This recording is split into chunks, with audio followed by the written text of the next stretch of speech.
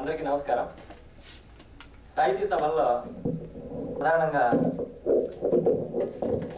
పండితులు వస్తారు, మాట్లాడుతూ ఉంటారు. నేను పామరులకు ప్రతినిధినండి. ఎందుకంటే శ్రీశ్రీ పామరుల కవి కూడా. సుకవి జీవించు ప్రజల నాలుకలు ఎందు అన్నారు కదండి. ఆయన శ్రీశ్రీ గారి మిత్రుడే జాషువా. అట్లా ఆయన పామరులందరి నాలుకల్లోనూ నానిన కవి అండి. మహాకవి అంటే ఆయన ఊరికే పండితులకే కవిగా మారిపోలేదు. ఇప్పుడు చూడండి, ఒక ఎగ్జాంపుల్ నేనే. ఎట్లంటే మా ఊర్లో, మాది కడప జిల్లా, ఒక చిన్న గ్రామం. ఆ ఊర్లో నాకు సుమారు 12 ఏళ్ళు వచ్చినంత వరకు కరెంట్ లేదు, ఎలక్ట్రిసిటీ లేదు. అప్పుడు మమ్మల్ని పొద్దున్నే లేపి బర్రెలు దొరుకుని వంకలకి బొమ్మనేవాళ్ళు, మోపుకొని వచ్చేదానికి వాటిని. అవి మేపుకోవడానికి పోయేవాళ్ళం మేము. కానీ మాకు ఏమాత్రం ఇష్టం లేదు. ఎండ చిరచిరమంటుంది, తొందరగా ఇంటికి రానివ్వరు. ఇంటికి వస్తే మాత్రం తిట్లు. మేమే కాదండి, ఎనుములు కూడా, ఎనుములు అంటాం మేము వాటిని, బర్రెల్ని. అవి కూడా రావు. అప్పుడు ఆ ఎండలో కూర్చొని ఉండగా ఒకసారి మా అత్త కొడుకు వచ్చినాడు మా ఇంటికి. ఆయన పాడాడు అనమాట. మనది ఒక బ్రతికేనా కుక్కల వలె నక్కల వలె, మనది ఒక బ్రతికేనా సందులలో పందుల వలె అన్నాడు. భలే ఉంది అనుకున్నావు పాట. ఆ తర్వాత ఆ ఎనుములు దొరుకుని ఇంటికి వెళ్తున్నాం. అవి పోవు, ఎందుకంటే వాటికి ఇంకా మేయాలని ఉంటుంది. అవి పోవు. ఒక పక్కన ఈత చెట్టు ఉంది, ఒక బర్ర పీకి వాటిని తోలుకుంటూ ఆయన పాడతాడు అనమాట. పదండి ముందుకు, పదండి తోసుకు, పదండి పోదాం పై పైకి, పదండి పోదాం మన ఇంట్లోకి. ఇది ప్రమాణంగా ఉంది. ఎక్కడ పోయా కవి నీ పాటల్లో అడిగాను నేను. ఆయన అడిగితే ఆయన చెప్పాడు, వల్లూరులో గారు ఒక అన్న ఉన్నాడంట. ఆయన ఇట్లాంటి పాటలు బాగా పాడతాడు, ఇవన్నీ శ్రీశ్రీ పాటలు అని చెప్పాడు. శ్రీశ్రీ అనే పేరు వినగానే భలే వెరైటీగా ఉంది ఈ పేరు కూడాను. శ్రీశ్రీ అని చెప్పి ఒకే అక్షరాన్ని రెండు సార్లు పక్కన పక్కన పెట్టుకున్నాడు ఆయన. అదేం పేరు? ఇట్లాంటి పేరు ఇంకెవరికైనా ఉందా? ఉంది అంటే మనం పాప అని వినపడుతూ ఉంటుంది. ఇంకా అంతకంటే ఏం ఆలోచన చేస్తే రారా, పోపో, జై జై ఇట్లాంటి పదాలు తప్పితే ఇంకా ఇంకేం నాకు తెలియడం లేదు. అందుకని ఆ పేరు గుర్తుండిపోయిందండి. ఆ తర్వాత మేము బడికి పోయాం. అప్పుడు మా శ్రీశ్రీ కొంచెం పరిచయం అయ్యాడు. మాకు పాఠాల్లో ఉంటారు కదా, తెలుగు పాఠాల్లో. అట్లా శ్రీశ్రీ తెలిసింది. శ్రీశ్రీ పూర్తి పేరు శ్రీరంగం శ్రీనివాసరావు. ఓహో, అప్పుడు అనుకున్నాం ఓకే ఇదన్నమాట శ్రీశ్రీ అని. ఆ తర్వాత శ్రీశ్రీ ఏం చేశాడంటే నాకు చాలా బహుమతులు తెచ్చిపెట్టాడు. ఎట్లా అంటే స్వాతంత్ర దినోత్సవం జరిగేది కదా, జెండాల పండుగ. అప్పుడు ఉపన్యాసాలు, ఆ ఉపన్యాసాల్లో మా నాన్న రాయించేవాడు, నేను పోయి ప్రసంగించేవాడిని. వాటిల్లో శ్రీశ్రీ పాటలు ఉండేవి ఒకటి రెండు. ఎట్లంటే మన దేశం కంటే తర్వాత కూడా స్వాతంత్ర్యం వచ్చిన దేశాలు ఉన్నాయి. అవి అభివృద్ధి చెందినంత వేగంగా మనం ఎందుకు అభివృద్ధి చెందలేకపోతున్నాం అని చెప్తే అందులో కారణం శ్రీశ్రీ గారే ఒక పాటలో చెప్తాడు. ఏమని? అవినీతి బంధు ప్రీతి చీకటి బజారు, అలముకొన్న ఈ దేశం ఎటు దిగజారు అని. ఆ తర్వాత ఆయన సొల్యూషన్ చెప్తాడు దానికి. ఆ ప్రసంగం చివరిలో మా నాన్న ఇది రాయించాడు అనమాట ఈ పాట. ఏముంటుంది దాంట్లో? సమాజ నిర్మాణమే నీ ధ్యేయం, సకల జనుల సౌభాగ్యమే నీ లక్ష్యం, ఏక దీక్షతో గమ్యం చేరిన నాడే లోకానికి మన భారతదేశం అందించునులే శుభ సందేశం అని.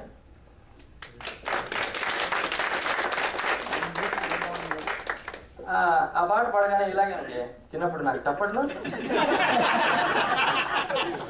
బహుమతులు, ముద్దులు. ధన్యవాదాలు. చప్పట్లు నాకు ముద్దులు. ఆ రకంగా వాడు కేవలం బహుమతులే కాదండి. ఈ పాటలతో మాటలతో చిన్నపిల్లలైన మాకు కూడా అప్పుడు సమాజంలో ఏముంది, మంచి ఏది, చెడు ఏది. ఇప్పుడు నేను చెప్తున్నాడు కదా, పదవీ వ్యామోహాలు, కులమత భేదాలు, భాషా ద్వేషాలు చెలరేగే నేడు, ఎప్పుడో నేను చిన్నప్పుడు పాడిన పాట. ఇప్పటికి కూడా ఏమైనా తేడా ఉందా? లేదు. సమాజంలో మంచిది చెడేది చిన్నప్పుడే మనకు చెప్పేశాడు శ్రీశ్రీ. ఏది మంచి కూడా చెప్తాడు ఆయన. కాబట్టి మనం ఏం చేయకూడదు కూడా చెప్తాడు. కాబట్టి ఈ బహుమతులతో పాటు ఇది ఒక బోనస్, అది కదా ఇంపార్టెంట్. తర్వాత జత జయించి ఉత్సవాలు అన్నారండి మన వాళ్ళు.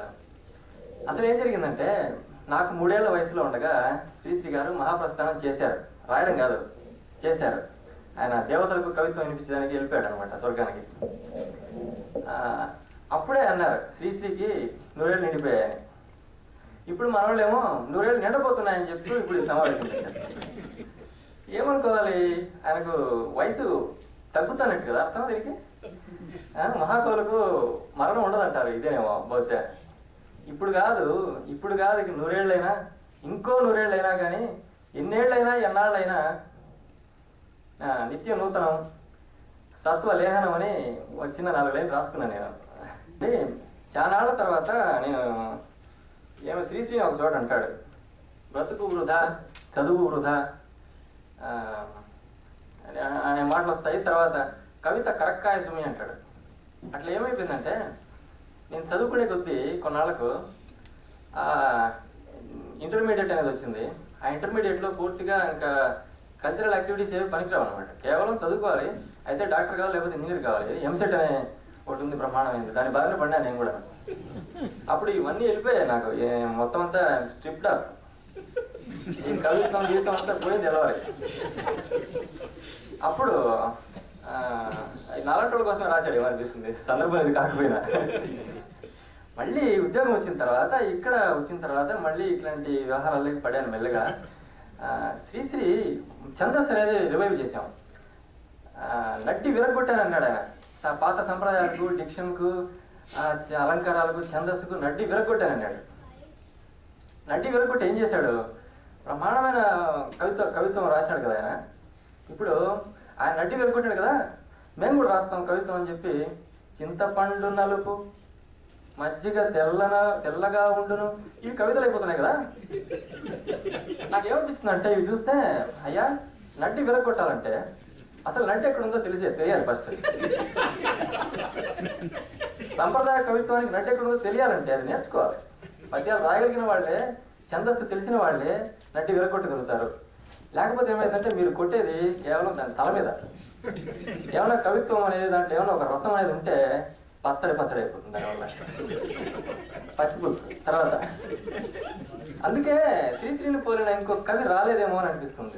అందుకోసమే నడ్డి విరగొట్టడాలంటే చాలా టాలెంట్ కావాలి, అందరి వల్ల కాదు. ఫస్ట్ సంప్రదాయ కవిత్వం నేర్చుకోవాలి. కొంచెం చూద్దామని చెప్పి చిన్నప్పుడు నేర్చుకున్న ఛందస్సే కదా, కొంచెం పద్యాలు నేర్చుకుందాం అని చెప్పి కొంచెం ట్రై చేశాం.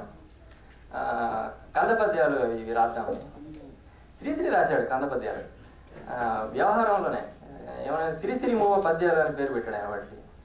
చూడండి ఒకటి చెప్తాను, ఎంత తమాషాగా రాశాడు. ఏవైనా కొత్తవి రాశావా చూపించమంచు, చంపేవాళ్ళంతా వినడానికి నేను ఈ జీవత్కృతిని ఆలపింతు సిరిసిరి మూవా అన్నాడు. ఏమన్నా రాసేవా అని చంపేవాళ్ళ కోసం రాశాడంటే ఇది. చూడండి, చందోబద్ధ పద్యం, కందపద్యం. మన సుమతి శతకంలో ఉండేవన్నీ కందపద్యాలు కదా. ఇంకోటి చిన్నది, బంగాళాఖాతంలో సంగీతం పారవైచి సాయంకాలం కాగానే ఆకాశపు చెంగావిని త్రాగినప్పుడు సిరిసిరి మువ్వ అన్నాడు. ఇలాంటివి చూసి ఇన్స్పైర్ అయ్యి ఒక 22 ఏళ్ల పిల్లడు, 22 ఏళ్లే అతను రాశాడండి. ఒక 22 పద్యాలు రాశాడు. అతని వయసు ఎంత ఉందో అన్ని పద్యాలు రాశాడు. సిరిసిరి మువ్వ అని ఒకటే పెట్టినాడు. దానికి ఆయన ఏమని పెట్టాడంటే, శ్రీశ్రీ లేకున్నానేమి సిరిసిరి మువ్వ అన్నాడు. నేనున్నాను కదా, ఇన్స్పిరేషన్ కదా. అందుకే మహాకవి, మాస్ హీరో అంటారే, ఆ ఇమేజ్ ఉందండి శ్రీశ్రీకి. ఆయన చనిపోయి ఎన్నాళ్ళైనా కావచ్చు కాక ఆ ఇమేజ్ పెరిగేదే కానీ తగ్గదని నా అభిప్రాయం. ఆయన రాసిన, ఆ అబ్బాయి రాసిన ఒక పద్యం చదివిస్తాను చూడండి. ఇప్పుడు అందరం మనం తెలుగు కాపాడుకోవాలని ఇంగ్లీష్ మాట్లాడొద్దనే ప్రయత్నం చేస్తుంటారు మన వాళ్ళు. అతను ఏ రాశా అంటే, లెక్చర్లు ఇచ్చుట సులువే అచ్చంగా తెలుగులోన అరవండంటూ, లెక్చర్లు ఇచ్చుట సులువే అచ్చంగా తెలుగులోన అరవండంటూ, చచ్చే చావొచ్చిందే చిచ్చి ఇంగ్లీషు తోటి సిరిసిరి మువ్వ అన్నాడు. ఈ చప్పట్లన్నీ అతనికి, ఆ అబ్బాయికి ఇండియాలో ఉంటాడు. Thank you. అక్కడ మాలాంటి అంతా చేరి తలా ఒక పద్యం రాసాం.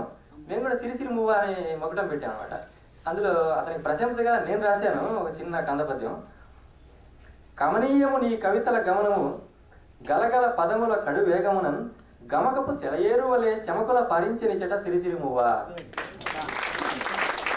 ఆ బ్లాగ్స్ తెలుగు బ్లాగ్స్ వస్తున్నాయి ఇప్పుడు.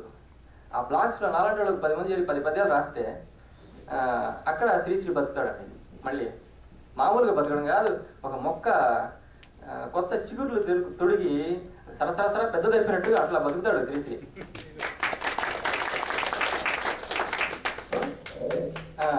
ఇదండి శ్రీశ్రీ మా మీద, ఈ జనరేషన్ మీద చూపిస్తున్న ఏమంటారు ఆ ప్రభావం, influence. Thank you very much.